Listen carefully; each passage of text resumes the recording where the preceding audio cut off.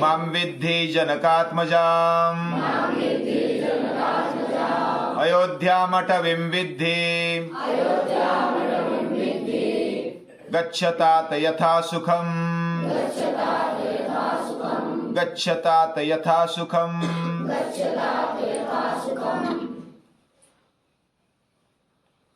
राम राज्याभिषेक होने की तैयारी है और सभी अयोध्या में धूमधाम मच रहा है। सभी को आनंद हुआ है, राम राजा बनने वाला है। कोई भी उत्साही प्रसन्न, सभी को चाहने वाला, सभी की हित की चाहने वाला अगर कोई सामने आ जाता है, कोई हमारा नेता बन जाता है तो सभी को आनंद हो जाता है। ऐसा लगता है हमें राजा बन गए, ऐसा सभी अयोध्यावासियों को लगा।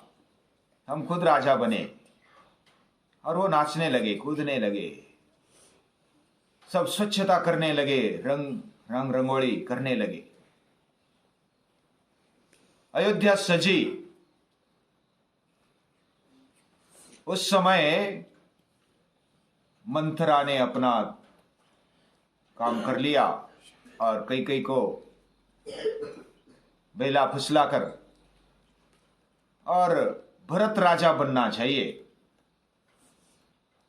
और भरत राजा बने और ऐसा न हो कि फिर राम उस पर आक्रमण करे। तो इसलिए 14 साल भेज दो वन में। जो 14 साल वनवास और राजा भरत बने, यह इच्छा रखते हुए कई ने वरदान मांगा अपने पति के पास। तो दशरथ को बड़ा दुख लगा और वो सबको वैसे चाहते ही थे, लेकिन राम को सबसे अधिक चाहते थे। महर्षि विश्वामित्र को जब ले जाते समय, यानी विश्वामित्र जब राम को ले जाते उस समय भी दशरथ राजा को बड़ा दुख होता है कि ये छोटे हैं और ये कैसे लड़ेंगे, कैसे यज्ञ की रक्षा करेंगे। लेकिन फिर भी महर्षि वशिष्ठ के कहने से राम को भेज देते हैं। उस समय भी दुख होता है। लेकिन अभी तो 14 साल का वनवास, जो बचपन से वन में नहीं रहे, महल में रहे, बहुत ही आराम से रहे, ऐसे लाडले बेटे के, जो भी वृद्ध काल में जब बेटा होता है तो बड़ा प्यारा होता है, यानी बहुत ही लाडला होता है। तो राम को ऐसे वन में भेजने का विचार ही उनको अस्वस्थ कर देता है। वह बहुत बार बेहोश भी हो जाते हैं, लेकिन कई टस से मस न होती है। और राम भी जब सुन लेते हैं तो वो सहज स्वीकार कर लेते हैं कि ठीक है, चलो दशरथ राजा और मेरे पिता बोलते हैं तो वो आज्ञा फिर सावंदे है, यानी मैं जाऊंगा। और वो तैयारी कर, जैसे राज्याभिषेक की तैयारी करने लगे थे राम, वैसे वन जाने की भी तैयारी करने लगे। वन को जाते समय सभी से पहले मिले। कौशल्या को बड़ा दुख लगा, वो तो बेहोश हो गई एक बार, और कोसने लगे अपने पति को भी और भरत को भी, कई को भी। लेकिन राम ने समझाया तो कौशल्या समझ गई। कभी कभी दुख के आवेग में हम विवेक भूल जाते हैं, क्रोध आ जाता है, लेकिन राम बहुत ही बैलेंस है, वह संतुलन रखते हैं। कौशल्या माता को समझाया। लक्ष्मण तो बहुत ही चिढ़ गया था, क्या करो और क्या नहीं, ऐसा उसको लगा था। लेकिन राम के कहने पर वो शांत हो जाता है कि मेरे लिए वन जाना ही श्रेयस्कर है। पिता अपने धर्म पर अड़िग है, पिता सत्यनिष्ठ है, और मैं पथभ्रष्ट हो जाऊं, सत्यभ्रष्ट हो जाऊं, ये मुझे शोभा नहीं देता। वो अपना वचन पीछे लेने के लिए तैयार नहीं है। वह दुखी होंगे, अस्वस्थ होंगे, लेकिन पीछे हटने के लिए तैयार नहीं। वो सत्यनिष्ठ है। और ऐसे पिता का बेटा फिर ऐसा करेगा तो ये मेरे पिता के प्रतिष्ठा को ठेस पहुंचेगी, ये ऐसा नहीं होना चाहिए। वो लक्ष्मण को समझाते और वन जाने की तैयारी करते। फिर सीता को पता चलता है कि ये तो वन में जा रहे हैं।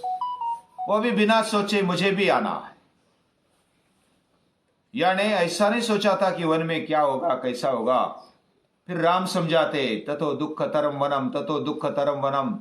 बहुत बार समझाते कि वन में दुख है, हिंस्र पशु है, उधर कांटे है, पत्थर है, पहाड़ है, खाइया है, नदी है, नाले है, बहुत सारा दुख है। अंधेरे में रहना पड़ेगा, उधर सोने के लिए बिछाना नहीं होगा, क्या क्या तकलीफ होगी। ततो दुख तरम वनम, इतना दुख है वन में, मत आ तू। इधर सासों की सेवा कर और इधर ठहर जा। लेकिन सीता माता जो विवाद करती है, यानी उसको प्रज्ञावाद भी बोल सकते हो, वो जो बुद्धि लगाती है कि आप जा रहे हैं और उधर मैं नहीं हूं, ऐसा नहीं हो सकता, मैंने आपसे शादी की है, मेरे मन में आप ही है, और आपके बिना ठहरना, आप जंगल में जाओ, किधर भी जाओ, मैं आपके साथ हूं। अगर आपको ऐसा लगता है कि मैं आऊंगी तो आप मेरा रक्षण नहीं कर पाएंगे, तो ये आपकी नाचक्की है। आप मेरे पति है, आप मेरे संरक्षण करता है, तो आप मेरा संरक्षण नहीं कर सकते, संभाल नहीं सकते, तो अच्छी बात है, कोई बात नहीं है, फिर मत ले जाओ। लेकिन आपका अपमान है, इसमें आपका क्रेडिट कम हो जाएगा। तो ऐसा अलग अलग तरीके से समझाती है सीता। तो सीता का ये समझाना ये बहुत ही विवेक भरा है। मुझे स्वर्ग भी मिल जाएगा तो भी मैं उधर नहीं जाने वाली, मैं मेरे पति के साथ ही जाने वाली हूं। ये एक आत्मा है, आत्मीय मित्र, यानी एक ही आत्मा है। आत्मीय मित्र रामस्य पालयिष्यति मेदिनीम, ये खुद सीता भी मानती है, राम भी मानते हैं। अगर ऐसा मानते हैं तो फिर क्यों मुझे नहीं बोल रहे हो? तो ऐसे वाद विवाद, अगर आप मुझे नहीं ले जाएंगे तो मैं इधर मृत्यु को प्राप्त हो जाऊंगी, मैं अस्वस्थ हो जाऊंगी। फिर इतनी ये सुनकर, बातें सुनकर राम मान जाते हैं, ठीक है चल, लेकिन चलने के साथ साथ तुझे एक करना पड़ेगा, ये पूरा ड्रेस, पूरे अलंकार उतारने पड़ेंगे। केवल उतारना ही नहीं, फिर रख दो पेटी में, बाद में आएंगे तो पहन लेंगे, ऐसा नहीं। दान कर दो, त्याग कर दो उसका। मैं भी मेरे त्याग कर देता हूं, तू भी त्याग कर दे। और वो दान दे देते, जिनको ब्राह्मणों को या तो जिसको भी आवश्यकता है उसको दान दे देते, तैयारी करते, पूरे वस्त्र निकाल देते, अलंकार निकाल देते हैं, और जो वनवासी वस्त्र है वो पहन लेते हैं। वनगमन के लिए जो योग्य वस्त्र है वो पहनकर निकलने लगते हैं। लक्ष्मण पहले चिढ़ते हैं, लेकिन बाद में मैं भी आ जाता हूं, मैं इधर रुक नहीं सकता, जिधर राम है उधर लक्ष्मण है, ये छाया जैसे। और राम निकले तो लक्ष्मण नहीं है, ऐसा नहीं है, लक्ष्मण साथ में है। और उनकी माता का भी कमाल है, सुमित्रा माता, वो बोलती है कि रामम दशरथम विद्धि। वो बहुत ही विवेकी है, झटपट निर्णय लेने वाली है, उसमें कोई हिचकिचाहट नहीं है, संशय नहीं है, पूरा विश्वास है राम के ऊपर, अपने बेटे के ऊपर और खुद के ऊपर। विश्वास कैसा होना चाहिए, बहुत ही ज्यादा चरित्र चित्रण नहीं किया है महर्षि वाल्मीकि ने, लेकिन जितना भी चरित्र चित्रण सुमित्रा माता का किया उतने से ऐसा पता चलता है वो बहुत ही शीघ्र निर्णय लेने वाली, योग्य निर्णय लेने वाली है। अपने बेटे को बलिदान देकर के भी कर्तव्य कर्म करना चाहिए, ऐसा सोचने वाली है। हमारी सोच कैसी होनी चाहिए, ये सुमित्रा से हमें सीखना चाहिए।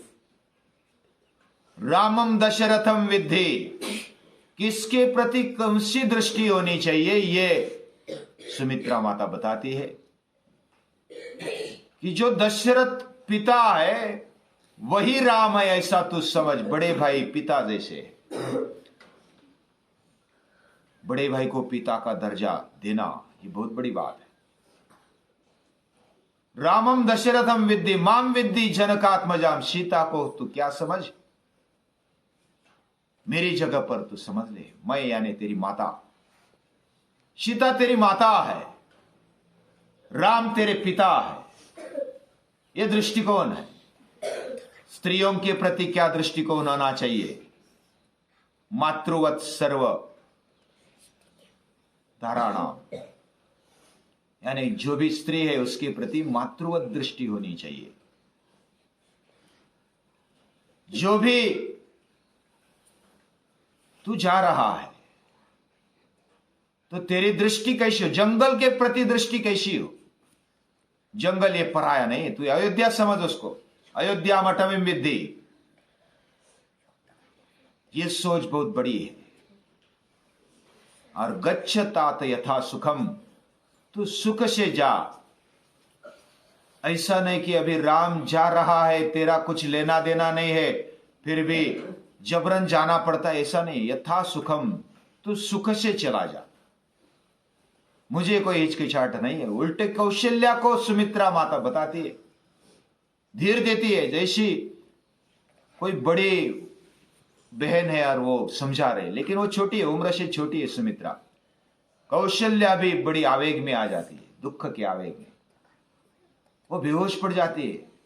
वो सुमित्रा उसको ले लेती है, गोद लगाती है, समझाती है कि राम जो कर रहा है अपने कुल के हेतु, कुल के हित की सोच रहा है। इसके जैसा चरित्र इस दुनिया में नहीं है।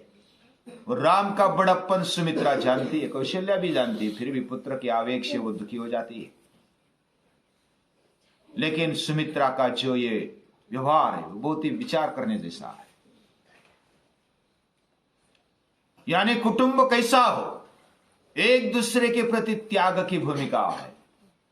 लक्ष्मण अपने जीवन के बारे में, उर्मिला के बारे में, उर्मिला क्या करेगी, कैसे रहेगी, फिर घर वाले कैसे रहेंगे, क्या करेंगे, मेरा क्या होगा, काटे उधर है, जंगल में जाना है, क्या दुख है उधर, और क्या दुख है लक्ष्मण को अच्छी तरह से मालूम है। ये सब मालूम होने के बावजूद भी सहर्ष उसको स्वीकारना, यानी संघर्ष की दृष्टि, संघर्ष के प्रति दृष्टि कैसी हो, ये रामायण बताता है। यानी दुख आ जाएगा, संघर्ष आ जाएगा तो मेरा क्या होगा, ऐसा विचार नहीं है। गीता बताते समय अर्जुन डरा नहीं है, मुझे दुख होगा, मुझे मेरी मृत्यु होगी, मेरा क्या होगा, ऐसी सोच अर्जुन की नहीं है। मैं मर जाऊंगा तो भी चलेगा, ऐसी सोच है अर्जुन की। ये बहुत बड़ी बात है। वैसे लक्ष्मण की भी, या तो जो रामायण के कुटुंब में, राम के कुटुंब में जो भी है, उनकी सोच क्या है, मैं खप जाऊंगा लेकिन कुटुंब बढ़िया है, कुटुंब बड़ा है और उसके लिए मर मिटने के लिए तैयार है, कुछ भी करने के लिए तैयार है, संघर्ष उठाने के लिए तैयार है, दुख उठाने के लिए तैयार है, मरने के लिए भी तैयार है। यह बहुत बड़ी बात है। यानी संघर्ष के प्रति कौन सा दृष्टिकोण होना चाहिए? हम जब संघर्ष से डरते, सुबह उठना पड़ेगा, ठंडे पानी से नहाना पड़ेगा, तो क्या होगा मेरा, ऐसा सोचने वाले संघर्ष की, उनकी जो दृष्टि है संघर्ष को देखने की, वो बहुत ही कमजोर है। जैसे कुंती माता दुख को उठाती, आपत्ति को उठाती, विपद संतु न शाश्वत, मुझे विपत्ति दे दे भगवान। आयुष्य भर विपत्ति झेलने के बावजूद भी विपत्ति मांगने वाली कुंती माता। वैसे राम और बाकी के कुटुंब दिखाई देते। कुटुंब में जो कुटुंब के लिए, कुटुंब के व्यक्तियों के लिए त्याग की पराकाष्ठा है। भरत राजा बनेगा तो मैं ही राजा बनूंगा। लक्ष्मण ऐसे सोचते हैं कि अरे ये भरत वापस आया है कदाचित मारने के लिए आया है। तब राम बोल देते, क्या तुझे चाहिए राज्य? अगर चाहिए तो बोल दे, एक क्षण में तेरे चरणों में डाल देगा भरत। वो इसके लिए नहीं आया है। यानी इतना विश्वास है राम को। लक्ष्मण तो फिर नीचे मुंडी कर देता है कि अरे मैं क्या बोल गया। राम के मन में जिसके बारे में विश्वास है उसके प्रति सभी का विश्वास बढ़ जाता है। भगवान के दिल में मेरे प्रति विश्वास हो, मेरा जीवन ऐसा हो कि मेरे लिए भगवान के मन में विश्वास पैदा हो जाए, बस ये बात सीखने को मिलती है। यानी भाइयों के प्रति दृष्टि कैसी हो, पत्नी के प्रति दृष्टि कैसी हो, मां के प्रति दृष्टि कैसी हो, स्त्रियों के प्रति दृष्टि कैसी हो, संघर्ष के प्रति, जीवन के प्रति कैसा दृष्टिकोण हो, यह समझाने वाला रामायण है। और ये सब वातावरण उधर तैयार हो, वन के लिए जाने की तैयारी। और सीता माता साथ में चल दी, लक्ष्मण भी साथ में चल दिए। फिर सुमंत बोलते हैं कि रथ तैयार करो। तो राम बोलते हैं रथ की आवश्यकता नहीं। फिर भी बाकी बोलते हैं, ऋषि भी बोलते हैं कि जहां तक अयोध्या है तहां तक, जंगल में छोड़ने तक रथ ले लो। तो आगे जब चलते हैं राम, लक्ष्मण, सीता, तो सभी अयोध्या उनके साथ चली है। क्या क्या विचार कर रहे हैं प्रजा भी, अयोध्या के लोग भी, वो हम आगे देखेंगे। बहुत ही विचारणीय है। रामायण क्यों पढ़ना, क्यों उसका हमेशा गुणगान करना, ये पता चलता है जब हम अभ्यास करते हैं। तो हमारे जीवन में उसका क्या उपयोग, उसको कैसे लाए, कैसे आचरण में लाए, कैसे प्रजा विचार करती है, एक एक चरित्र अभ्यास में जैसा है, वो आगे देखेंगे। आज के लिए इतना ही।